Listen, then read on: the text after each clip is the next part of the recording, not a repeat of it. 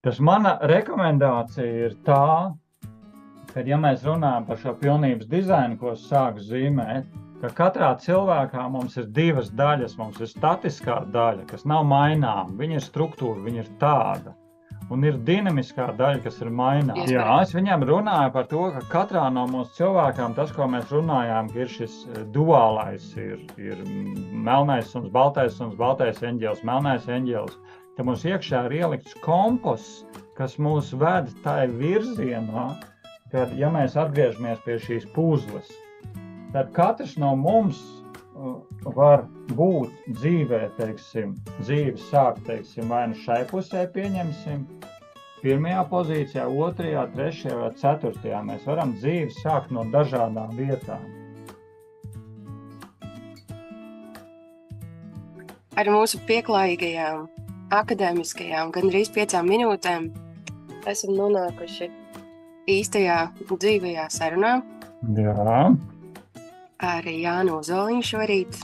Un es esmu pēdējā laikā pasākusi nelikt sarunu sākumā polsteri, bet šorīt man liekas, ka tas būtu ļoti palīdzoši jums redzēt Jāni pirms kāda laika šodien, tāpēc, ka pa lielam tas arī būs tas, par ko šī saruna būs, par ceļu, par dažādām pieejām, un Jānis pastāstīs mums par to, ko viņš uz šo brīdi atzīst par labu esam, un vai tā būs viņa pēdējā pietura. To mēs visi šodien uzzināsim. Pārbaudīšu vēl pēdējās tehnikalitātes, izskatās, ka mums viss ir ļoti labi. Tūlīt arī atklāšos, lai jūs redzat, ka jūs runājat ar to pašu cilvēku, ar kuriem tu saruni parasti notiek. Tātad labrīt, mans vārds ir Zane. Jā, mans vārds ir Jānis Ozoliņš. Un esam šorīt satikušies, lai parunātu par tādu, kā Jānis mums viņu ir nodefinējis, pilnības dizainu.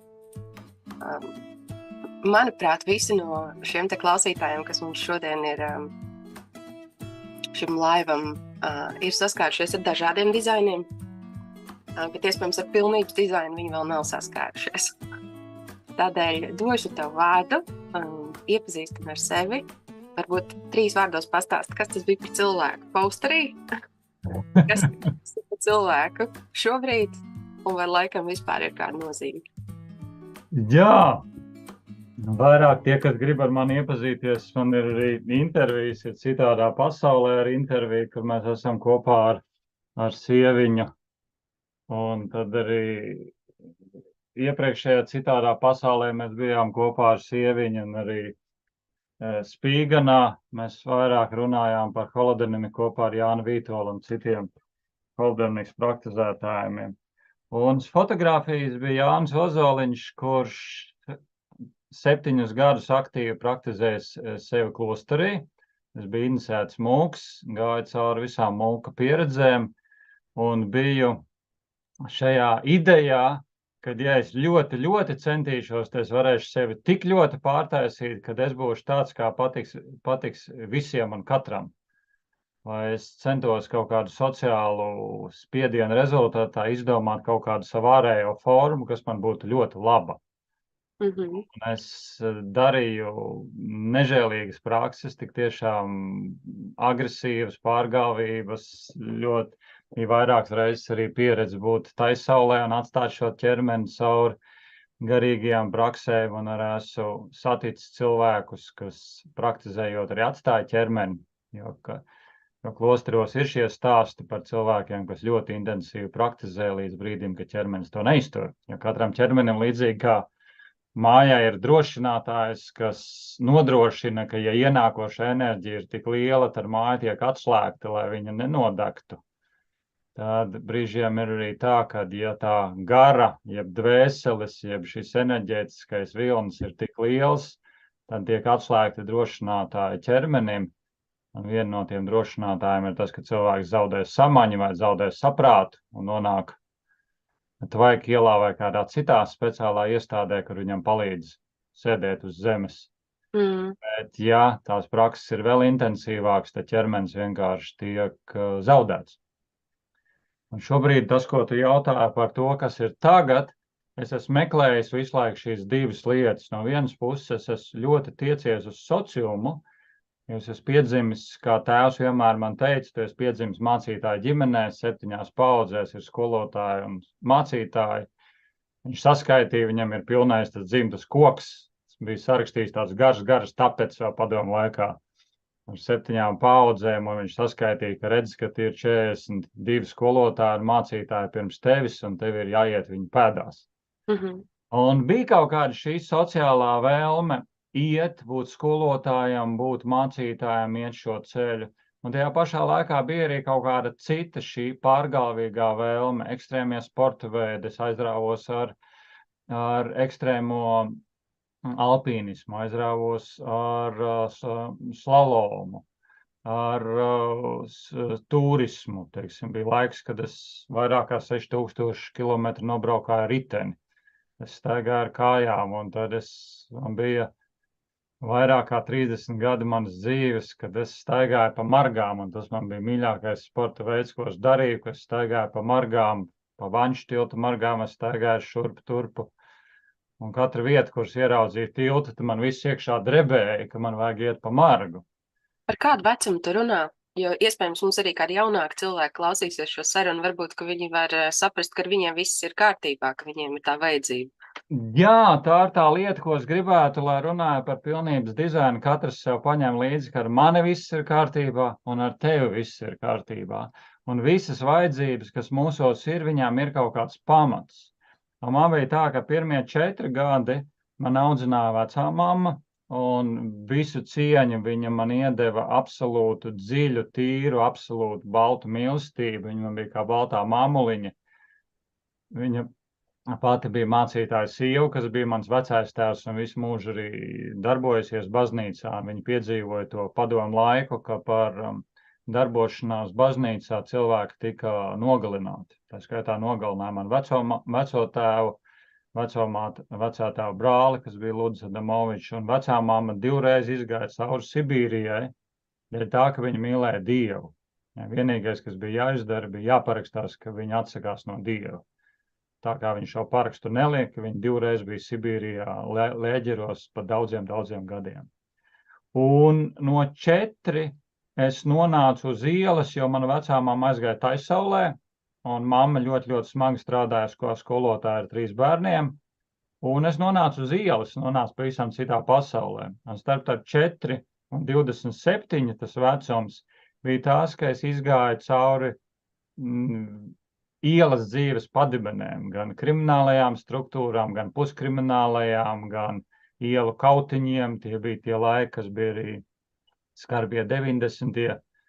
kad cilvēki tika gan šauti, gan spridzināti, gan sisti. Tie bija laiki, kas tagad ir Ukrainā, kad bija partizānu kustība un cilvēki cīnījās par neatkarību. Teiksim, šie Helsinki 86, kas bija manā ģimenē iekšā, un es kā bērns rāpoju zem galda, tad, kad pie galda sēdēja cilvēki un sprieda, kā Latvija varētu būt brīva. Un es ieaugu tajā vidē. Es biju arī partizānu grupās, kur mums bija ieroči, gan karsti ieroči, gan augsti ieroči, un tika veidotas partizānu grupas, lai Latvija tiktu brīva. Un jā, un tas bija tas laiks no 4 līdz 27, kad bija vispārgalvīgākās lietas, tā skaitā alkohols, cigaretes un dažādas vielas, ekstrēmie sporta veidi, seksuālā pieredze un seksuālā izlaidība un seksuālie meklējumi sevi kā personu. Un tā skaitā arī tas, ko es dalījos šī staigāšana par margām, jo man likās, ka tas pats foršākais, ja es kaut kur gāju un ieraudzīju tiltu, tad man pirmais bija, kas man bija jāiet pa tilta margām. Tā, ka man staigāja pa tilta margām uz priekšu, pēc tam ar to bija pa mazdes taisīt ciet acis, ar to bija par mazdes acis seju ciet, ar to bija pa mazdes gāja atmuguris pa tilta margām. Un man likās, ka šai ekstrēmajā piedzīvojumā es izkodas visu tik tālu, ka ar mani nekas nenotiks. Līdz brīdim, ka es iekritu upē ziemas vidū. Un ir kaut kādi brīži, ka pat tad, ka mēs esam sasnieguši sev augstāko profesionalitāti, ir kaut kas, kāpēc mēs nokrītam no savas iedomātā piedestāva, no savas iedomātās profesionalitātes vai no savām iedomātajām attiecībām, ja viņas nav dabiskas, ja viņas ir izdomāti, sintētiski, mākslīgi kaut kam pievilktas. Ja Bet es vienīgā... domāju, šeit var Jāni vilkt arī varbūt paralēli, un to es vienkārši gribu šo sarunu pievilkt pie zemes, cik vien var, tāpēc ir sarežģīti tie temati, par kuriem mēs gribam runāt, ka ar ko varētu vilkt līdzības cilvēks vidējais ir tas, ka tad, kad tu sev pasaki, ka tu jau tagad esi sapratis, kaut kādu, nezinu, jebkādā zinātnē jēdzienu, ka vienmēr atradīsies virziens, kurā iet vēl plašāk. Caur to punktu, ka tu vari vēl turpināt gandrīz vai nebeidzami, iespējams nebeidzami turpināt atklāt. Un tad... Es esmu 100% drošs, ka tā ir pilnība, jo ja mēs skatāmies kaut vai uz pasaules lielākajiem, teiksim, inženieriem, teiksim, kaut vai tas pats telefons. Cilvēki kādreiz sūtīja vēstules viens otram ar pasta baložiem, un viņām likās, ka tā jau ir pilnība, jo tas bija daudz ātrāk nekā aizmest ar kājām vai zirgu. Un tad kādam ienāca prātā, ka var uztaisīt telegrāfu, un pirmais telegrāfs, ka viņi pārsūtīja telegramu pāri pa okeānu, tas likās, absolūtā pasaules kulminācija, ka pirmā telegrama pārgāja no Amerikas uz Londonu. Un tur tieši par biržām viņi darīja, un ka biržu darījumi tika nodoti, un pēkšņi biržā notika Londonā darījums, un Amerikā viņi jau zināja, un pēc tam Amerikā notika darījums, viņi jau Londonā zināja. Jo agrāk tas prasīja 6 mēnešus, lai ar kuģi aizvestu vēstuli no Amerikas uz turieni. Un tad mēs redzam, tālāk bija telegrāfs, un pēc tam parādījās telefons, pēc tam parādījās radio un televīzija, un tagad mobilais telefons un mikro. Tā kā jebkurai attīstībai ir, principā, tas, kā teica, bezgalība. Tā skata arī iekšējā emocionālā, jebkuras attiecības, ka varētu teikt, jā, šobrīd mums ir tik forši, kad labāk vairs būt kā nevar, kā Faustā. Laima apstājies tas mirklis. Taču mēs ļaujam iet uz priekšu, tad mēs redzam, ka tas, kas vakar pagājuši gadu, 10 gadu apakaļ bija absolūtā kulminācija, tad dotajā brīdī tas jau ir pamat punkts, un mēs varam iet vēl tālāk, vēl dziļāk, vēl plašāk. Un cilvēks var sasniegt to, ko es arī runāju pilnības dizainā, ka viņš ir pilnīgā līdzsvarā ar savu iekšējo pasauli un apzinās, ka ar viņu viss ir kārtībā. Un visas skeleti un visas vēlmes, seksuālās vēlmes, azarta vēlmes, pārdzīvojuma vēlmes, ekstrēmās vēlmes, tām visām ir sava vieta. Viņš var būt pilnībā saskaņā ar ārējo sociumu, kas interesē cilvēkiem pēc 30, 40. Jo 20, 15 mums ir ok, zila mati, tetovē visās vietās, bet tā, ka mums ir 20, 30, 40, mums gribās būt kaut kā sociāli pieņemtam. Bet tad varbūt mēs varam vilkt paralēls un paskaidro uzreiz, kā tu to skaties. Bet šīs teorijas sanāk, ka attiecībām nekad starp, piemēram, ja ņem vīrieti un sievieti, nekad nevajadzētu beigties, jo tas bezgalības princips, bet tajā pašā laikā varbūt entie cilvēki, kurus tu turpini visu dzīves laikā atklāt. Ne tikai attiecībās, es domāju, draugi, ka tu vari, piemēram, kaut kādā ziņā smieklīgi izvēlies, piemēram, vienu draugu labu un turpini viņu visu dzīvi atklāt bezgalīgi. Vai arī tev ir neskaitām cilvēku un tu nevienam īsti... Es negribu teikt neveltu uzmanību, bet tā bezgalība ir tajā, ka iespējas ir bezgalīgas. Tieši daudz, tur ir tās divas lietas, par ko runā kristietība. Kristietība runā par divām lietām, kad ir šīs horizontālās attiecības, kur mēs varam teikt, kad ir bezgalīgi daudz draugi, un cilvēkam tur Facebookā ir 3098 draugi. Bet tas, kā teica, ka viņam var nebūt arī neviens īsts draugs. Bet ir vertikālās attiecības, ko sauc, kad cilvēkam ir, un tas, kas ir ieteikts cilvēkam, ka viņam vismaz ir 2, 3 cilvēki, kas viņam ir bezgalīgi dziļi. Man, teiksim, dotajā brīdī ir draugs, ar ko es esmu ļoti būtisks. Man viņš ir, mēs 23 gadus, mēs tiekamies, mēs ejam lietas kopā, mēs darām lietas kopā, mēs dalamies. Un 23 gadu laikā viņš ir redzējis mani Tā laikā, kad es biju sava biznesa elitē, mēs kopā ar viņu bijām Rotary klubā. Teiksim, es biju viena Rotary kluba prezidents, viņš bija otra Rotary kluba prezidents, mēs kopā bijām savā biznesa sasnieguma virsotnē, un abi darījām, un tā laikā mēs iepazināmies ar viņu un darījām. Un pēc tam man ir bijuši 7 gadi klosteri, kur man ir bijuši ļoti dziļas garīgās prakses, dažādi meklējumi, un viņam ir bijuši. Un tās vienas dziļās attiecības, tas var būt laulātais partners, vīrs, sieva. Tas var būt tuvs draugs vai draudzene. Tas var būt kaut kāds garīgā ceļa gājējs vai skolotājs, bet ir kāds, ar kuru mums šīs attiecības ir bezgalīgi vertikāli, viņas iet dziļumā. Un tad, kad viņas tajā bezgalīgajā dziļumā iet, tad arī uz malām mums var būt arvien lielāka ietekme. Teiksim, teiksim, Mahatma Gandijs, viņš sāka ar to, ka viņš bija pilnīgi viens, un viņš no rīta pamodās, vēl jauns būdams. Un viņam bija sajūta, ka Indija var būt brīva. Un tā laikā nevienam nebija priekšstats, kā Indija varētu būt brīva no Britu kolonijas. No Britu kolonistiem. Nevienam nebija ideja. Un viņš pamodās, un viņam bija sajūta, ka Indija var būt brīva, un ar šo viņš sāk dalīties ar 2-3 cilvēkiem, kas viņu sajuta.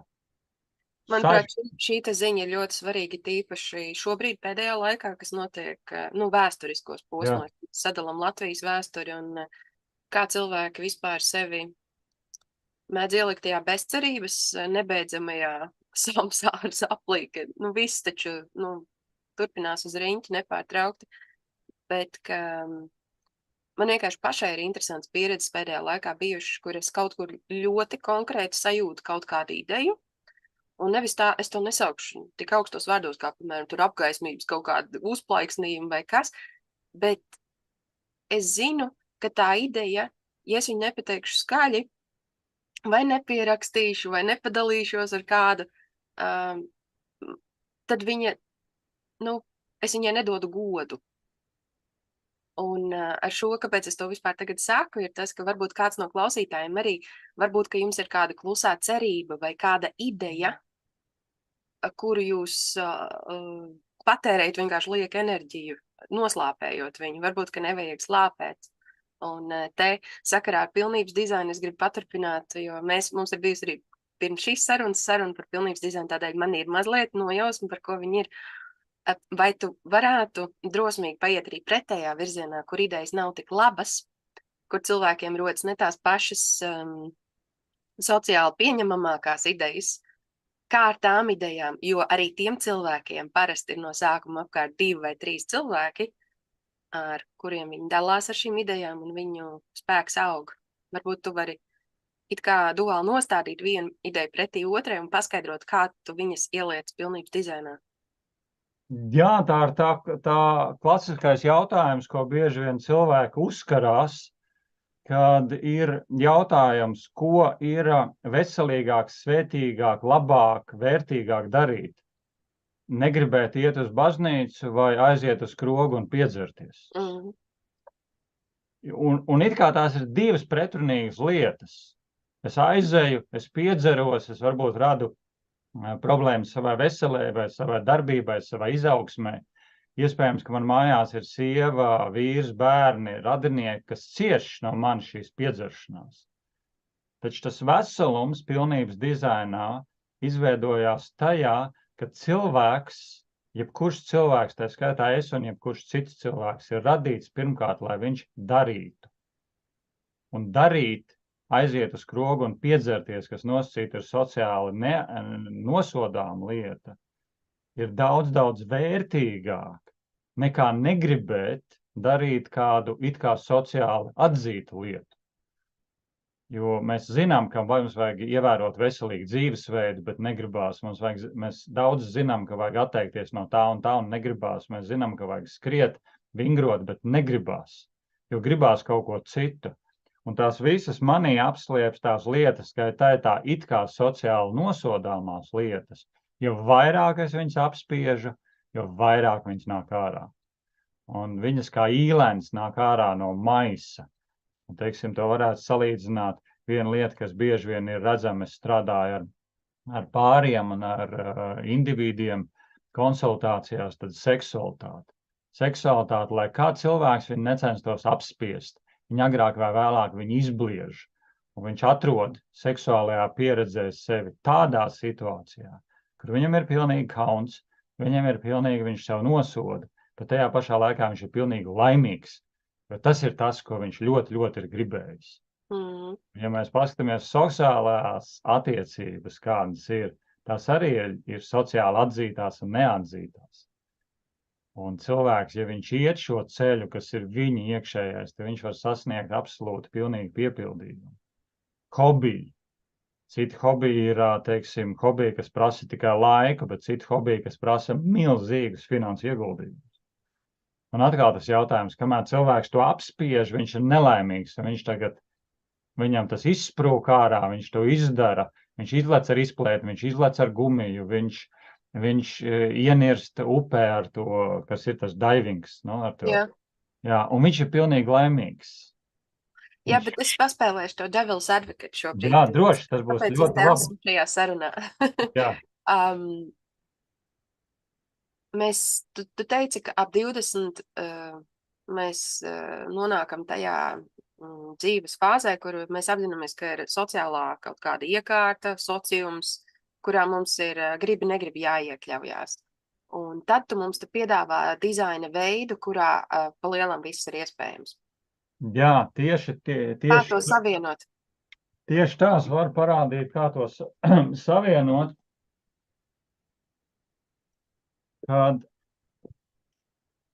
ir sociālās formas, jeb sociumi, ko arī var lietot tādu kā disciplinārā savienība vai disciplinārā ideja, kas apraksta, kad vislabāk cilvēks būtu laimīgs tad, kad viņš nodrošinās laimi visiem apkārtējiem.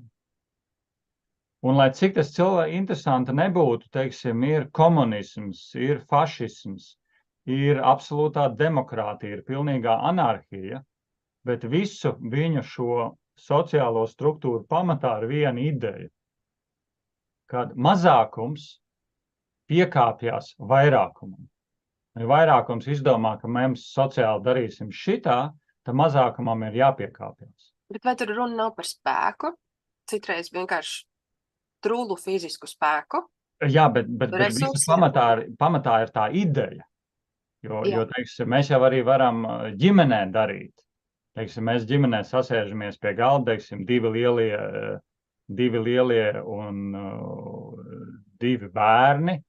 Un, teiksim, 3 grib kartupeļus ceptus, un 4. grib mannāputru, un mēs tagad nobalsojam, mēs ēdīsim ceptus kartupeļus. Mums jau nav vienmēr jādara, mēs arī varam paskatīties viens uz otru tā, ka mēs piekāpjam. Jā, bet tas mans jautājums bija par to, ka labi ir ģimene, un ir tie, kas balso, bet ir kāds, kurš iedibināja to iekārtu. Jā, tāpēc, ka tā iekārta mūsos katrā ir iekšā ieliktas tas, ko reizēm sauc, kad citi saka, ka mums uz viena pleca sēž baltais eņģelis, uz otru melnais, citi saka, ka mums sirdī dzīvo baltais suns un melnais suns, citi saka, ka mums ir šī dievišķā daba un sātaniskā daba, bet citiem vārdiem mums iekšā ir dualitāte. Un dualitāte vienmēr, viņi šūpinās. Un šūpināšana vienmēr izsauks to, kad būs šitā un būs tā. Un tā ir tā lieta, kas mums katrā ir iešūt iekšā šī pretruna. Taču tajā pašā laikā mums katram ir veselais saprāts, un viņš saprot, ka vislabāk, ja mēs centīsimies iet vienu taisnu ceļu, ka vislabāk mašīnai braukt taisni, nevis braukt šitā. Vislabāk kuģim braukt taisni pa upi, nevis šitā. Vai tu vari šo te ideju noilustrēt ar kādu no savām pieredzēm? Varbūt tas ir no mūku gadiem, varbūt tas ir no aktīvas. Es noteikti varu nozīmēt, es tagad uzzīmēšu, teiksim, ja mēs iedomājamies, ka pasaules ir 8 miljārdi cilvēku, vai Latvijā ir 1,8 miljonu cilvēku, vai mūsu ģimenē ir 5 cilvēki, bet es uzzīmēšu ilustrāciju, lai vieglāk uztvert. Iedomājamies, ka mums ir puzle no 8 miljārdu gabaliņiem vai šitiem 1,5 miljonu gabaliņiem, vai Bet mums ir puzle, kurā pēc būtības ir, lai būtu vieglāk viņu uztverama, es sadalīšu viņas 16 daļās. 4x4 puzli. Un kā rezultātām šeit ir gabaliņi, kas veido struktūru, šeit ir 4 gabaliņi, kas ir stūri, un šeit vidū katram gabaliņam ir sava unikāla vieta.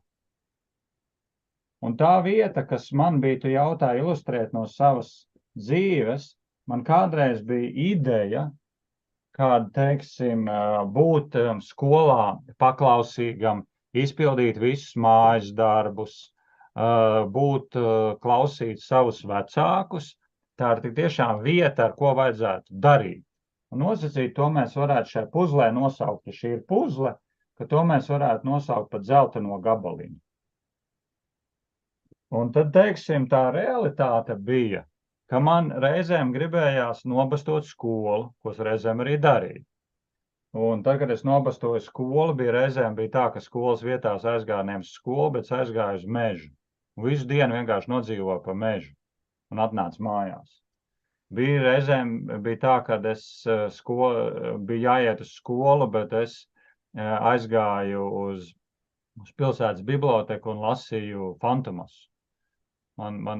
Es savā bērnībā biju aizrāvies brīžiem ar grāmatām, Fantomas bija viena no tām. Es pat Fantomas lasīju, braucot uz ritenis. Es tagad nevaru iedomāties, kā tas ir iespējams, bet toreiz es braucu uz skolu uz ritenis un lasīju vienlaicīgi grāmatu. Un tos varētu nosaukt šeit, teiksim, par melno gabaliņu. Teiksim, melns, un šeit ir dzeltenais. Un ko es biju izdomājis? Es biju izdomājis, kad, lai es būtu labs cilvēks, man vajag šo daļu no sevis maksimāli izslēgt, un man vienkārši vajag kļūt tā, kā citiem patīk kļūt par dzelteno. Tātad man vajag atmest savu vēlmi iet uz mežu, man vajag atlest savu vēlmi lasīt Fantomas, man vienkārši vajag vairāk mācīties un vairāk censties izdarīt. Un bija arī laiks savā dzīvē, ka es sasniedzu šajā savus virsotnes, tā bija 8. 9. klase. Es piedalījos 8 olimpiādēs. Es piedalījos fizikas olimpiādēs, ķīmijas, matemātikas, literatūras, rasēšanas olimpiādēs, sporta spartakiādēs. Es skrēju maratonus tā laikā 42,2 km skolas laikā. Un man likās, ka tas viss izdosies, bet šī daļa viņa arvien vairāk vilka atpakaļ. Un ar ko tas man beidzās, un varbūt kāds no skolēniem atpazīs, pēc tam, kad es biju sasniedzis augstāko rezultātu, olimpiādas, diplomu kaudzes, milzīga atzinība. Pēc tam es iestājos tajā laikā, tā bija viena no top skolām Latvijā, tā bija komercskola, kas atcerās 90. gadus, tas iestājos komercskolā.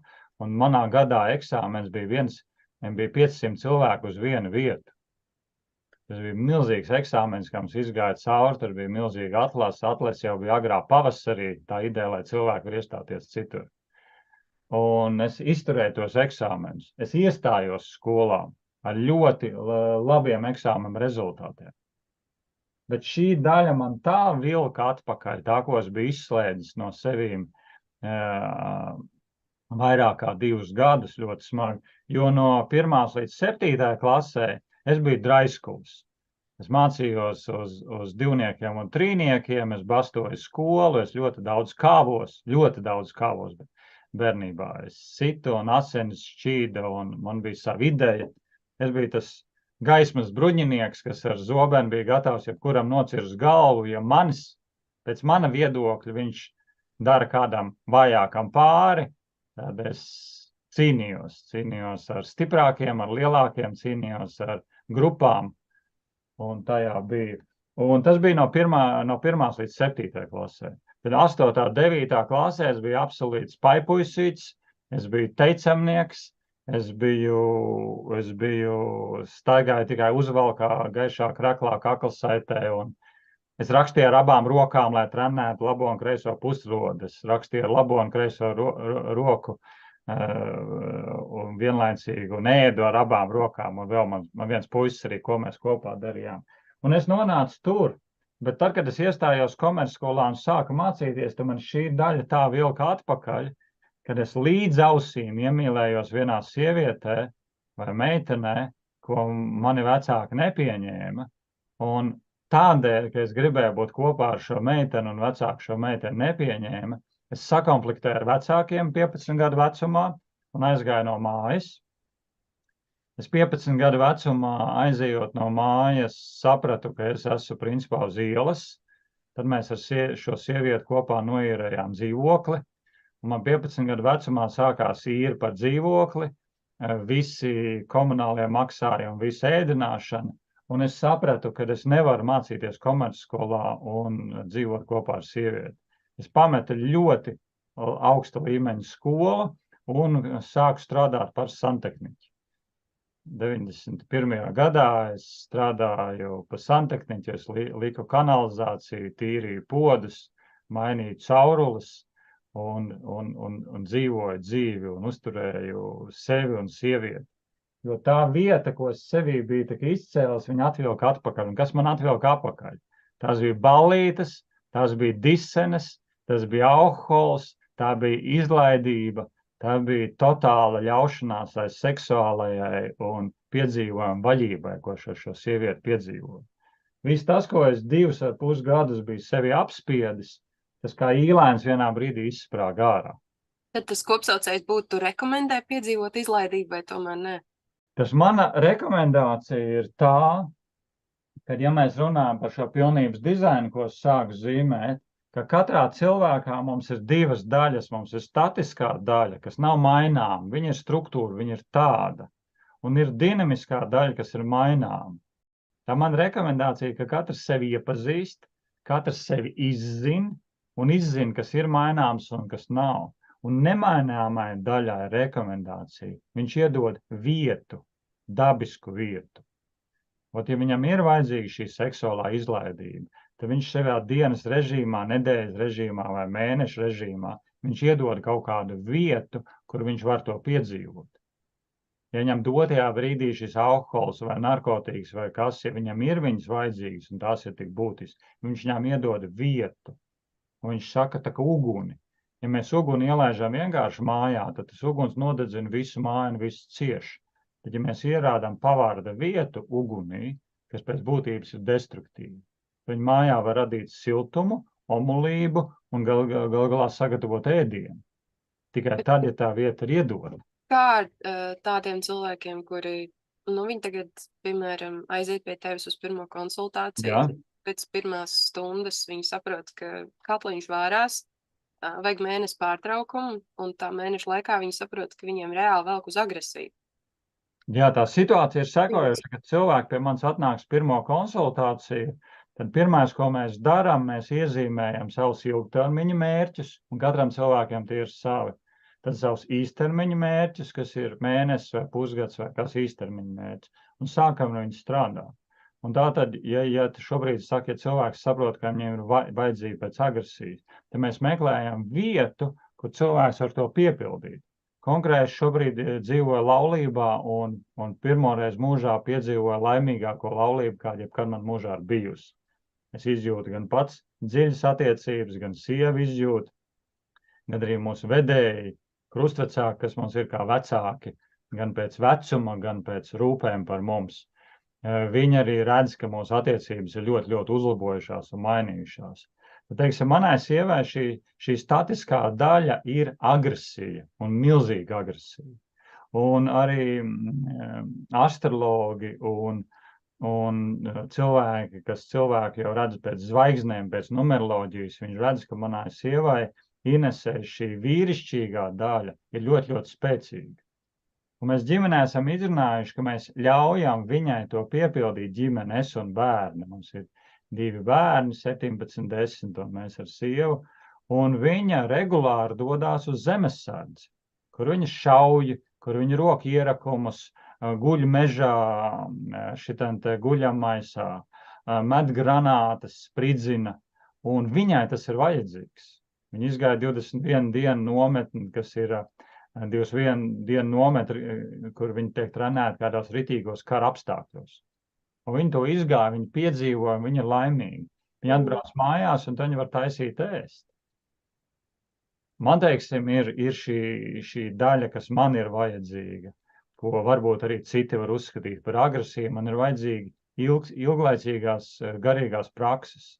Un man ir cilvēki, ar ko mēs sanākam kopā uz 6, uz 8 stundām, teiksim, darām dziļas meditācijas, dziļas garīgās prakses, kas man dod šo dziļumu. Un tad, kad es viņu izjūtu, šo dziļumu garīgajā praksē, tad es atgriežos atpakaļ ģimenē un es varu būt cilvēcīgs. Mēs sievai tā ir agresija. Bet agresija tas nav vienīgais, kas mums ir. Mēs ar sievu kopā dziedam, spēlējam kokli, piedalāmies dažādos, vadam gan seminārus kopā, gan piedalāmies semināros pie citiem, kā pie Jāņa Vītola, 9 sauļu projektā arī citur piedalāmies. Un vienlaicīgi mēs ejam pirmdienās, ceturtdienās tautsdeju ansambli, mēs dejojam. Mums ir lietas, ko katrs mēs piedzīvojam atsevišķu agresiju, teiksim, izpausmes. Ja viņai tā agresija iet uz šaušanu, uz granātu mešanu, man tā agresija, teiksim, iet uz ļoti agresīvām garīgām praksēm. Tad mēs kaut ko darām kopā, tā ir dziedāšana, dejošana, tautas dejas, un kopā mēs arī attīstamies, ka cilvēks atpazīst, atklāj un sāk jebkurai savai daļai iedot vietu. Ja viņam ir... Tad uzreiz, kas notiek ar cilvēkiem? Es domāju, daudz no to jau ir novērojuši, bet kas notiek ar cilvēkiem, ja viņi neatzīst un nepamana? Ja viņu neatzīst un nepazīst, ar 100% garantiju, kad agrāk vai vēlāk šie cilvēki piedzīvos to, ka tā viņa apspiestā daļa, kā tāds bomis viņai iestīs pa galvu, un cilvēks sev atradīs darot to, ko viņš sevi ir noliedzis. Teiksim, laulības pārkāpšana. Teiksim, ir sieviete, vīrietis, kuriem ir vajadzība pēc sociāli neatzītām seksuālās pieredzes. Kaut kādas ļoti ekstrēmas seksuālās pieredzes. Ja pāris, teiksim, arī konsultācijā mēs strādājam, runājam par seksualitāti, par iespēju. Ja pāris atrod un šo seksualitāti atrod savā starpā, izrunā šo seksualitāti. Un viens no viņiem saka, man ir šitāda, un otrs saka, man ir tāda, viņi atrod to. Tad šie pāri var palikt arī attiecībās visu mūžu, ik pa brītiņam piedzīvojot. Ir tā saucamās lomas spēles, tur māsiņa un pacients, vai tur stjuardese un tas pasažieris, un viņi iziet. Bet ja cilvēki to neizdara, viņi apspiež sevi. Tad vai tā būtu vīrietis, vai tā būtu sieviete, tas, kurš apspiež, tad viņš pēc kāda laika var pamanīt, ka viņš atrodas sevi ar kādu citu vīrieti, vai ar kādu citu sievieti, vai kādā kompānijā, vai kādā notikumā, ka viņš dara tieši to seksuālo pieredzi, ko viņš visu sevi ir apspiedis. Un tad ir tas, ko mēs runājām, ka cilvēks var just sev milzīgu kaunu, pazemojumu un milzīgu laimi vienlaicīgi. Un tas var notikt, viņš var būt visu laiku kārtīgs, un pēkšņi piedzerās lopā, pilnīgā lopā.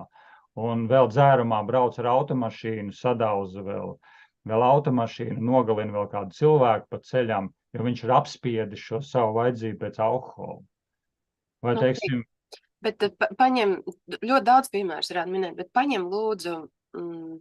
Piemēram, cilvēks pirmo reizi vispār sāk domāt par tādām lietām. Vispār, ka viņam ir tiesības izvēlēties. Un tad tu viņam saki, ka viņam iekšā ir kompass. Ja? Jā, es viņam runāju par to, ka katrā no mūsu cilvēkām tas, ko mēs runājām, ka ir šis duālais, ir melnais suns, baltais eņģelis, melnais eņģelis. Tad mums iekšā ir ielikts kompass, kas mūs ved tai virzienā, kad, ja mēs atgriežamies pie šīs puzles, tad katrs no mums var būt dzīvē, teiksim, dzīves sāk, teiksim, vai nu šai pusē pieņemsim, pirmajā pozīcijā, otrajā, trešajā vai ceturtajā. Mēs varam dzīvi sākt no dažādām vietām. Bet mūsu gala mērķis var būt katram akā savs. Vienam var nonākt A gabaliņā, vienam var nonākt B gabaliņā, vienam C gabaliņā, vienam D gabaliņā. Nu, šajā gadījumā, kas ir iekšējais kompass, ja cilvēkam vieniniekam ir jānonāk uz B gabaliņu, tad viņa iekšējais komposts viņam skaidri rādīs uz austrumiem. Un ja kaut kādas dzīves situācijā šis vieninieks, teiksim, nonāk šeit, tad viņa komposts rādīs uz ziemeļiem. Ja viņš nonāks šeit, tad viņa komposts rādīs uz rietumiem. Tas viņa komposts ir tas, kas viņam vienmēr vedīs uz to, kas viņam ir ielikts. Tas viņa iekšējais, to reizēm sauc par dzīves uzdevumu, par misiju, par to, ko dvēseli ir nākuši šeit uz zemes piedzīvot. Tad viņi ir nākuši piedzīvot kaut kādu konkrētu pieredzi. Viena dvēseli šeit nākusi piedzīvot būt skolotājam, otra dvēseli būt sportistam, trešās dvēseli būt izgudrotājam, būt miļjonāram. Kāda cita dvēsele var nākt uz zemi, piedzīvot dzīvi, būt dzērājam un narkomānam? Un tas ir tas, ko viņš grib piedzīvot šai dzīvē, kā tas ir nodzerties līdz baltām pelītēm un vienkārši novemties un novirmt istabā. Bet man tik un tā neapmierina tava atbildi. Jā, tad precizē, lai es tev viņu varētu skaidrāk pateikt. Jo es jautāšu vēl vienreiz par pirmīt to, ko es jautāju par to novērotāju. Jā. Kurš cilvēks sāk paskatīties uz sevi, ka viņam ir iespēja izvēlēties. Viņam ir iespēja izvēlēties, un ja viņš tās lietas izvēlās un iedod viņām katrām vietu, viņš var būt vienlaicīgi pilnīgā saskaņā ar savu sirdsapziņu, sajūtām un iekšējo kompasu, viņš var būt pilnīgā saskaņā. Un viņš var būt saskaņā ar sociumu. Viņš var būt sociālumā harmoniski sevi atrast. Jā, bet jautājums ir par to, kurš iedeva to kompasu. Kompasu viņā ir tā kā iešūts, teiksim, tā kā datorā BIOS ir iešūts iekšā, mobilajā telefonā, kad ražotājs viņu uzražo, viņā ir ielikts pamats iekšā. Bet kas viņu iedeva? Tad ir teikts, ka tas saprāts vai prāts vai dievs vai kā mēs nosaukt, kas visu šo ir radījis, kas ir radījis visu šo puzli, tas, kas viņu ir radījis. Tas katram no mums ir iedevis vietu un uzdevumu šai kopējā struktūrā. Un izdevis uzdevumu tādu, lai šis cilvēks varētu ļoti harmoniski tur iekļauties, tā kā puzlē. Jā, bet tad sanāk, Jāni, ka cilvēkam defaultā ir jātic tam, tam vienam, kas ir radījis, kas ir devis uzdevumu, bet es zinu cilvēkus tādus, kuri, es tagad runāšu par to bezjēdzības momentu, kur cilvēks nonāk līdz tam, jā, viņš sev atļauj, jā, viņš iet, jā, viņš neiet, atkarībā no situācijas, atkarībā no apstākļiem, atkarībā no tā, cik viņš var pats sev ļaut, cik apkārtēji viņam ļauj, bet tad viņš nonāk līdz savā ziņā kaut kāda veida bezjēdzības momentam, kur viņš pats sāk radīt gan jēgu, gan apstākļus. Jā, tas ir tas arī, ko Stevens Covey aicina tajā grāmatā 7 ieradumi, kad visi cilvēki pēc būtības, visi 8 miljardi cilvēki, kas šobrīd ir it kā uz zemes, viņi pēc būtības iedalās 2 grupās. Vienu cilvēku, kas tāds mīklas pikucis guļ uz lentas, un visas lāpstiņas viņu griež, ieformē, ieveido, izdekorē, izcep un pārdod. Un viņš vienkārši ir tāds mīklas gabals, kas vienkārši slīd un tiek pārdots. Vienkārši tāda bezjēdzīga dzīve, kur tu principā neko ar sevi nevar izdarīt.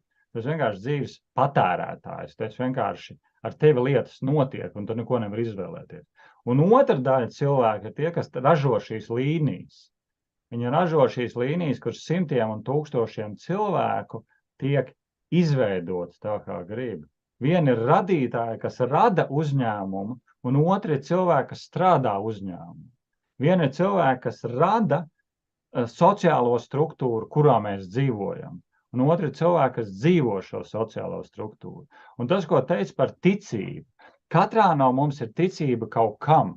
Vienā ir ticība, ka ir kāds radītājs, jeb dievs, lai kā viņu nosauktu, jeb saprāts, kas to rada. Bet otram ir ticība, ka viņa nav. Un tad šī viņa iekšējais uzdevums vai kompass ir tas, ka viņš seko tam iekšējam, ka viņš tic, ka nav. Tas ir tas viņa kompass. Viņā ir iekšā ielikta ticība, ka nav radītāja.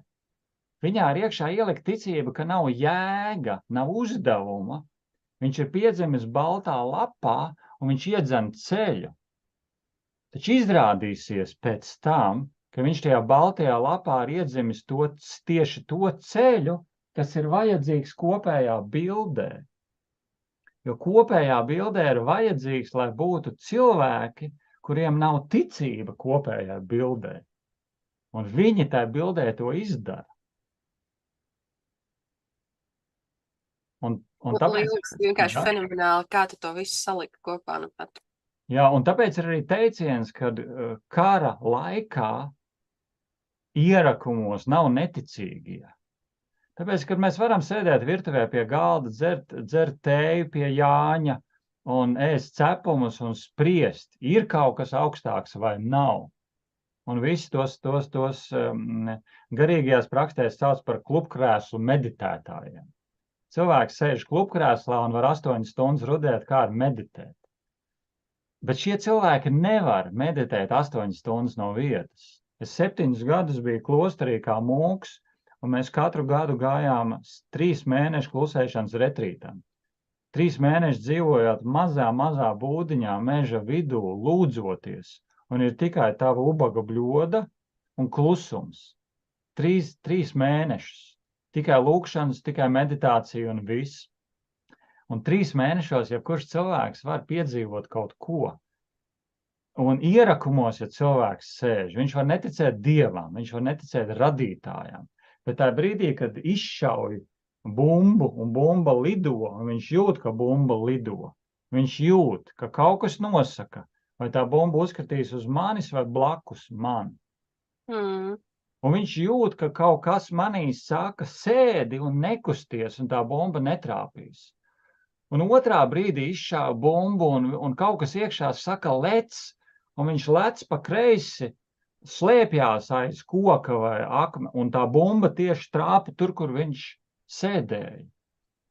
Un tas ir tas, ka pat tad, ja es neticu kaut kādai koncepcijai, ka ir Dievs vai radītājs, tad es ticu tam, ka viņa nav. Un pēc būtības tas ir tieši tas, es ticu kaut kam, kas man piedod kustību. Un tas ir vajadzīgs. Ir vajadzīgs, lai visā pasaulē būtu visas krāsas. Lai pasaulē būtu cilvēki, kas tic radītājiem, cilvēki, kas netic radītājiem. Lai pasaulē būtu cilvēki, kas lieto alkoholu un nodzirās līdz baltajām pelītēm, un tādi ir vajadzīgi. Un lai būtu cilvēki, kuriem nav alkohols. Lai pasaulē ir cilvēki, kas guļ un dražās pa labi, pa kreisi un pārkāp laulību visos veidos, un visi no tā cieš, ieskaitot partnerus, vecākus un bērnus. Un būs vajadzīgi cilvēki, kas iedzīvo harmonisku līdzsvarotu dzīvi. Tāpēc tas kopējā krāsu dažādība, viņa rada to kopējo bildi. Un kopējā bilde ir tā, kas rada veselumu. Un tajā ir iekšā gan gaišie toņi, gan vidējie, gan tumšie toņi. Bet vai tu mums nu pat neaprakstīji, man nesen bija viena saruna ar mammu, ar sievieti, un mēs runājām, pārsvarā tā saruna bija plānot par vecākošanos, bet mēs aizrunājāmies par demokrātiju. Vai tu nu pat kaut kādā veidā tomēr neaprakstīji to utopisko sistēmu, ko mēs saucam par demokrātiju, kur arvien vairāk un vairāk cilvēki saka, ka viņi nespēja sevi izrealizēt tādā pasaulē, kādā mēs dzīvojam. Es redzu to background, ko tu man aprakstīji, ka visam ir sava vieta un tā, bet tīri, es domāju, kā to noilustrēt taustāmā veidā, un tuvākā sistēma, kas varētu būt, ir tā, ka jebkurai balsī ir tiesības eksistēt, bet tava sistēma stāda priekšā to, ka tā balss drīkst būt arī agresīva. Jā, tā balss drīkst būt. Viņai būtu tā kā, jāievēro savas robežas. Būs tā agresīva, brīkst nosodām, kā mēs runājam par uguni. Un ja tu esi uguns, teiksim, šajā gadījumā manai sievai gribas šaut un mest granātas, viņai ir šī vajadzība. Un principā viņai tā vajadzība ir tik dziļa, ka viņa var viņu apspiest kādu laiku. Bet kamēr viņa to apspiež, viņa nones smadzenes visiem. Visiem ģimenes locekļiem, kolēģiem, apkārtējiem, visiem iznes smadzenes. Bet ja viņa šo vajadzību piepilda, tad viņa var iederēties sociumā. Un principā, un tā ir tā statiskā daļa, ko mēs runājam, kas nav maināma. To nekad neviens nevarēs izmainīt, ne viņa nes. Bet kas ir maināms, un kas ir maināms šajā, Viņa var šaut un mest granāti šajā gadījumā zemessardzē, sociāli strukturizētā vienībā, kas ar to nodarbojās un tas to dara. Viņi var mest granātus tur, un viņi to dara, sieva ir aizgājusi zemessardzē. Tad viņi var aiziet ieroči kaut kādā šaušanā, spridzināšanā nelegālajā bandā vai kriminālajās struktūrās, kas principā dara to tieši to pašu vai nelegāli, un būt Latvijā kaut kādā bandas vadoni, un arī to var redzēt gan filmās, gan realitātē. Kad ir sociāli labi glītas ģērbtas sievietes, kas spēlē nosacītas sievietes un mātes lomu, bet aizkadrā viņi ir kaut kādas ļoti nežēlīgas bandas vadītāji, kas izvaro, spridzina, nogalina, spīdzina. Starp citu, ir ļoti interesants fenomens, jo man ar bērnu audzināšanu, man tās tēmas vienmēr ļoti ir interesējušas pašai, un tu interesantam topikam pieskāries, tāpēc, ka man ir bijuši dziļi jautājumi par to manu iekšējo. Kas ir tas, ko es neizreaģēju, un izrādās, ka tajā brīdī, kad bērni paliek, tāpēc, ka viņiem vēl nav tie limiti, tad man ir grūti uz to skatīties, tāpēc, ka es neesmu savā laikā, es esmu bijusi kārtīgā meitene noteikti laika periodu. Bija laiks, kad arī netika kārtīgi, bet es domāju, ar to daudzi vecāki, tie, kas ir vecāki, var šobrīd rezonēt, ka ir tā kaut kāda daļa, kas mums kā bērniem ir iedota, mēs viņai esam intuitīvi sekojuši, un mums vai nu vecāki, vai vecvecāki, vai sociāli, skolā iekārt ir pateiks stop, tev tas nepienākās, tu to nedrīkst izreaģēt. Un otra lieta, kam es gribu pieskarties, ir mēs ar vīru parasti aizrunājamies, viņam neinteresē background stāsti bieži, viņam interesē piedzīvot cilvēku te un tagad, un vēsturi var arī nebūt tam cilvēkam. Man ir tieši pretējais, man interesē tas background stories, no kurien tu nāc. Un tad es varu apmēram tevi sākt sajust un pielaist vai nu tuvāk vai tālāk, atkarībā no tā, kā tu esi formējies līdz šim pamatoši. Jo daudzas no grāmatām vai kuras mācījusies kaut kādi pieredzes stāsti, uz āru tiek nests viens, bet kas tur iekšā notiek, tas ir tas, ko tu nu pat pieminēji, tas pilnīgi cits, tas pilnīgi, piemēram, daudzas no populārajām, kas par vecākošanos, es nezinu, vai tāds vārds latviski, bet jūs saprotat, ko es ar to domāju, būt par vecāku un būt par kvalitatīvu vecāku. Iekšā tur ir pilnīgs bardaks, un kā es to zinu, tāpēc, ka es arī neesmu ideāls vecāks, es arī mēdzu saklēkt uz bērniem, es arī mēdzu tur uzstādīt nerealistiskas ekspektācijas, un ka viņi paši vairs nesaprot, ko es gribu, tāpēc, ka es arī bieži nezinu, ko es gribu, vai ne? Un tad kā es viņiem varu skaļi paust to, ko es gribu, ja es pati neesmu līdz galam to izdomājis, bet tā ir cita problēma.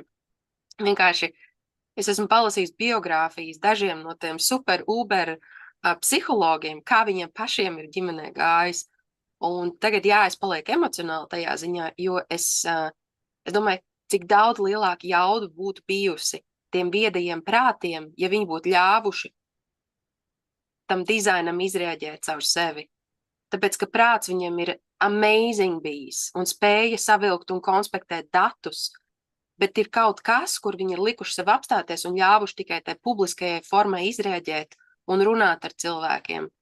Bet tā ievainojamība un neperfektums iespējams būtu uzrunājis vēl vairāk nekā tā ārējā fasāde. Tas vienkārši komentārs no manas pieredzes un no dzīves, ko es līdz šim esmu redzējis, un es domāju, tu ar to arī ikdienā saskaries, jo tu strādā ar cilvēkiem. Es strādāju, un pie manis dotajā brīdī dzīvē cauri gadiem nāk abas puses. Man nāk tā viena puse, tie vecāki, kas savus bērnus ir apspieduši un nenormāli apspieduši, un nāk arī bērni, kas ir apspiesti. Man ir arī tādas vietas, kur nāk dzimtas pie manis, kur es strādāju ar vecākiem, kas ir apspieduši bērnus, un es strādāju ar bērniem, kas ir apspiesti no vecākiem, un tagad ir mazbērni. Un viens konkrēta situācija, kas manā dzīvē arī es saskārušies esmu, kad es aiz cieņas pret to cilvēku un abiem cilvēkiem, es nesaukšu viņus vārdus. Bet vienkārši, lai saprastu to struktūru, ko tu teici par neizreaģēto daļu. Latvijā ir ļoti viens super psihologs, psihoterapeits, kas ģimenes jautājumos dod visgaišākos padomus. Viņš ir žurnāla pirmajās lapusēs, televīzijā, un viņš ir viens no Latvijas elkiem. un vēl joprojām ir viens no viņiem, un daudzus gadus.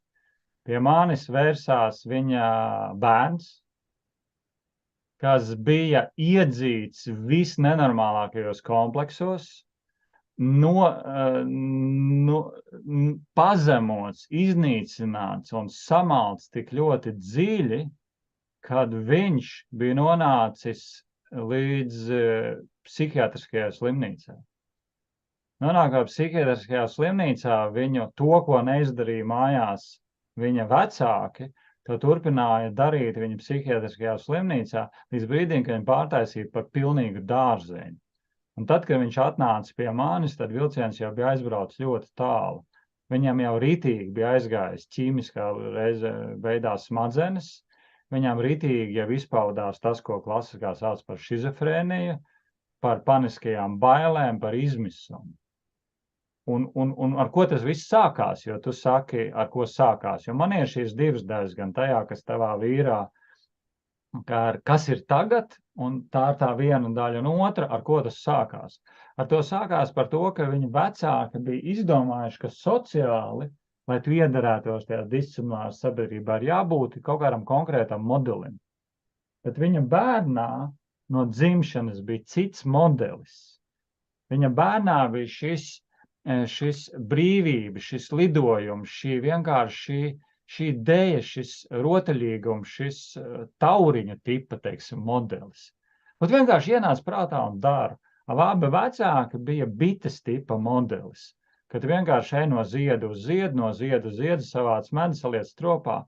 Un no bērnības vecāki no sākumā, kā psihologi, viņi centās to darīt runājot. Tad, kad viņi to nevarēja un nevarēja sev savākt vietās, jo runāšana bieži vien nestrādā, viņi ķērās pie fiziskās vardarbības. Viņi no emocionālās vardarbības pārgāja pie fiziskās vardarbības tieši pret saviem bērniem, un viņi bija totāls pretstats ģimenē attiecībā pret savu bērnu, ko viņi joprojām stāsta, kā būtu jābūt. Un es cienu to cilvēku, jo tā viņa sociālā daļa ir ļoti vērtīga, bet tā viņa iekšējā bērna nospiestā daļa, viņi ir, jo kā tas ģimenē parasti ir, ja mēs skatāmies no Hellingera, no sistēmas risinājumiem.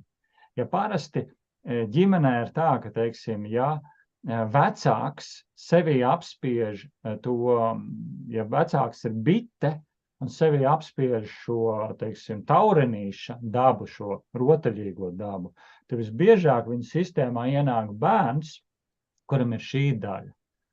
Un ar to bērnu viņam ir jautājums vai nu šos daļu atzīt un kļūt par veselu un pieņemt. Bet ja viņš viņu noliedz, tad viņš iznīcina bērnu un iznīcina pats sevi. Un tā veidā rodās agresija.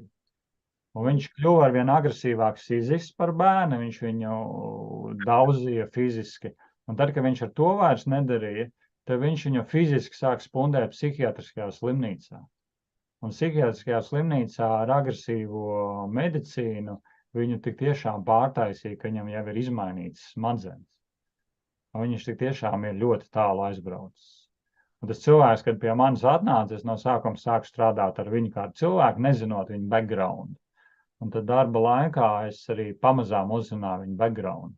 Un sāku paklausīties viņa vecāku rakstus un intervijas žurnālos, un YouTube'ā ļoti daudz viņi. Un viņi runā it kā ļoti foršas lietas, bet iekšā viņi noliedz. Un tas ir arī tas, ko tu teici, kas notiks, ja cilvēks būs sociāli pareizs. Šajā gadījumā viņš sociāli pareizo vecāku lomu spēlējot, viņiem izlaužās ārā tas, ka viņi ir fiziski vardarbīgi pret savu paša bērnu un padarījis viņu principā par fizisku invalīdu, ne tikai psihisku, ja viņš jau ir fizisks invalīds. Mēs to stāstam nevis tāpēc, lai tagad piemēram, kāds vecāks ir šorīt nopēris tur savu bērnu vai sazina, ko izdarīs. Mēs to nestāstam tāpēc, lai jūs tagad šausmīgi vainīgi sajustos. Mēs to ceļam augšā tāpēc, ka mūsos pašos ir šīs daļas. Jā, un ja vecāks apzinās, un vecāks saka, ok, šodien nopēru savu bērnu, un ja vecāks atnāk pie terapeita, kuram viņš uzticās, un terapeits ir veselumā, tad terapeits ar viņu var sāk strādāt elementāru lietu, par ko tu viņu nopēri. Nu, tad vecāks var teikt, ka es, teiksim, piemēram, viņu nopēru par to, ka viņš nepilda mājas darbus, jo mājas darbus ir jāpilda. Tad iespējams, ka vecākā ir šī daļa, ka man ir jābūt sociāli pareizam, bet bērnā ir šī sociāli nepieņemtā daļa. Un rezultātā vecāks izdara kaut ko, kas ir arī sociāli nepieņemams. Jā, un vecāks, teiksim, vecāks šitien te sāk sevi atzīt to daļu. Bija tāda filma, ja es redzēju Power of Heart, tāda pasaules dokumentālā filma, un tajā filmā Power of Heart tur bija arī viens pasaules slavens terapeits, pie kur atnāca miļjonārs. Tad tajā filmā sižetā ir parādīts. Un tajā sižetā viņš parāda, ka viņš to miļjonāru ved uz batutiem. Un no sākuma viņš pretojās, un tad viņš lēkā pa batutiem, un tad viņš lēkā un smejās. Un tad viņš ir pilnīgi laimīgs, jo to daļu kā miļjonārs viņš sevī nav atļāvis vienkārši lēkāt pa batutu. Šā gadījumā, ja tas vecāks, viņš var atklāt to daļu, ko viņš sevī neļauj būt, tad viņš ar bērnu darot to kopā, ka tā ir tā viņa vecāka un bērna attiecības. Bērns var būt ļoti laimīgs, viņš var būt laimīgs izreaģēt to savu iekšējo bērnu saucamo. Un tad, kad viņš izreaģēs bērnu, viņš varēs pieņemt. Varbūt daļa bērnu visu mūžu būs saucamie šie tauriņi, jeb mākslinieki, jeb dziedātāji. Un iedot tam bērnam sociālu vietu, ka tu vari būt tas, kas tu esi. Tev nav jābūt ne pa vienu citu, tu vienkārši esi tas, kas tu esi. Un tad, ja bērnam iedos to vietu, ka tu esi, tad vecākā vairs nav šis iekšējais protests, un tad arī bērns var atrast, kā viņš iekļaujās sociāli.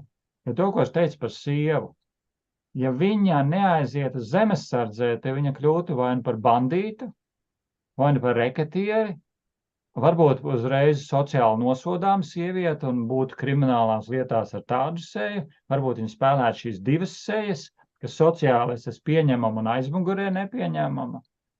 Varbūt viņa aizbrauktu vienkārši uz Sīriju un nogalinātu cilvēkus par naudu, jo Sīrija uzpērk šos cilvēkus, kuriem ir iekšējā daba nogalināt. Viņi maksā naudu un saka, ņemš tev ieroci, nogalini. Otrajā brīdī tas notiek arī Ukrainā un Krievijā. Ka vienkārši ir cilvēki, kuriem ir šī vēlēšanās kādu nogalināt un nošaut, viņam tiek samaksāt naudu par to un piepild šīs savas vajadzības. Bet principā manā sieva, viņa nevar neizpaust to savu dabu. Tā ir viņā iešūta. Un manī ir kaut kāda daļa iešūta, teiksim, šī manī, ko man daudz cilvēki ir pārmetuši, ka tu vienmēr par seksu, Es par seksu varu nerunāt tad, ja šī mana seksualitāte ir piepildīta. Tad, ja mana seksualitāte ir izsalkusi un man gribas piedzīvot kaut kādu seksualitāti rodziņu, kaut kādu kaisli, tad man gribās un es viņu meklēju. Nu, un dotajā brīdī, paldies sievai, ka mēs esam atraduši, mums seksualitātē mēs piedzīvojam lietas, kas man un viņai ir ļoti būtiski, un mēs esam laimīgi, un mēs esam divatā, un vienlaicīgi sievai ir šī vieta, kur viņa var izreaģēt savu iekšējo vajadzību pēc ieročiem un granātām, viņa izreaģēt vietā, kas ir zemessardze, un es, teiksim, savu vajadzību pēc agresijas caur garīgām ezotēriskām praksēm, es to izdaru savā vidē. Un visu, un mēs esam harmonīgi. Būs ļoti interesanti, varbūt mēs ar tavu sievu esam runājuši par skaistumu. Jā.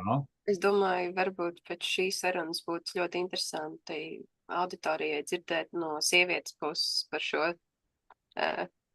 šo visu iekļaušanos un sakļaušanu un praktiskajām lietām, kā to vispār dabūt gatavu, jo es saprotu, ka it īpaši, ja tu jau esi ģimenē, tad ir jāņem vērā arī pārējo cilvēku vajadzības, un tad noteikti tā ir saskaņošana ar tevi, kurās nedēļas nogalēs viņa brauks, un kad būs nepieciešams siltās vakariņas, kad viņai būtu jābūt atpakaļ, un viss tas. Bet šobrīd mūsu tā norunātā stunda ir pietuvojusies beigām, un ko es parasti jautāju tādu kā ceļa maizi, tādu kā īsu konspektu, tai vēstī, ko tu vēlies pateikt cilvēkiem, kas klausīsies šo sarunu? Jā, tā kā savācot to kopā, es viennozīmīgi varu teikt, ka pirmais, ko paņemt līdzi, ka ar mani viss ir kārtībā, un ar tevi viss ir kārtībā. Un ka mēs varam dzīvot ar šo sajūtu savā ģimenē, savā darbā, savā sociumā.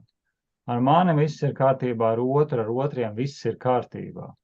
Un tas šis pilnības dizains, ko mēs varam meklēt, kā atrast tās lietas, kas man ir statiskas, kas man nav maināmas. Un šī daļa man ir vajadzīga. Man ir vajadzīga agresija, man ir vajadzīga seksualitāte tādā mērā, man ir vajadzīgs hobijs tādā mērā, un atklāt to, un iedot viņam dabisku vietu. Un iedodot dabisku vietu, es varēšu arī saviem līdzcilvēkiem, bērniem, vīram, sievai, kolēģiem iedot arī dabisku vietu tam. Un mēs varēsim radīt harmonisku puzli, harmonisku sabiedrību tajā, kas tagad ir, kur pilnīgi katrs cilvēks var izpausties. Un sāksim ar 2, 3. Sāksim, ka izpaužos es un vēl 2, 3 cilvēki man apkārt.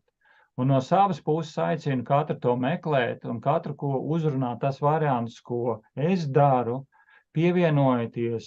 Mums ir pilnības dizaina grupa, mēs reizi nedēļā tiekamies pilnības dizaina grupā. Un es domāju, ka šī video komentāros mēs varētu ielikt linku, ko var izlasīt. Tad pievienojoties uz individuālajām konsultācijām, kur mēs vienkārši varam iepazīties, un pirmā tikšanās ir bez maksas, ka jūs varat uzzināt, izzināt, iepazīt mani. To mēs varam izdarīt. Un atrodiet kaut kādu vietu ar cilvēku, ar kuriem jūs varat pilnībā runāt, ka ar mani viss ir kārtībā un kā līdz tam man tikt. Un tad, kad es zinu, ka ar mani visam kārtībā ar visu sociāli nosodāmajām vietām, es varu ierādīt vietu tā kā ugunī pavardā, kas ir ļoti destruktīva, bet viņai ir vieta un viņa silda. Benzīnam, ja viņi ierāda vietu mašīnas dzinējā un benzīntankā, tad viņi mums var aizvest uz 100 lietām. Bet ja mēs šim benzīnam ierādām vietu kādā citā vietā, viņš var uzspridzināt māju un veselu noliktavu, ja viņam ir disharmoniska vieta. Ja tas galvenais mēsīčs, ar mani viss ir kārtībā, ar tevi viss ir kārtībā, un ir tāds dizains, pilnības dizains, kurā ir atrodama visam tam harmoniska vieta. Kā pievienojoties Nara IM, nākiet internetā un arī tad šeit komentāros, tad mēs varēsim ielikt linkus uz tikšanos. No savas puses var teikt, ka man sarunas ir bijušas ar ļoti dažādiem cilvēkiem. Es pat teiktu diametrāli pretējiem, tādiem, kuriem ir sistēma, tādiem, kuriem nav, tādi, kuri grib piederēt sistēmai un tādi, kur bēg tā kā no jau pieminētās uguns, es pieļauju destruktīvajā versijā. Mana ceļamaids šodien būs, ja jūs uzrunāja tas, ko Jānis šodien stāstīja, viņš ir atvērts. Viņš ir jums pieejams un vienkārši dariet, jo bez darīšanas nekas nenotiksies. Pieiet radoši savai dzīvei. Ja jūs vēl mazliet baidaties, jūs to pašu, ko Jānis nu pat man teica un sev teica, jūs to varat sākt sev teikt, ka ar mani viss ir kārtībā. Kaut vai ar to mazumiņu sākat sev to teikt, un varbūt, ka jūs sev noticēsiet, un tad saņemsiet drosmi un sāksiet dalīties ar šo sajūtu arī ar apkārtējiem. Un kas zina, varbūt sastapsiet draugus un sastapsiet tos cilvēkus šādā veidā. Milzīgs paldies par sarunu, atsvaidzinoša.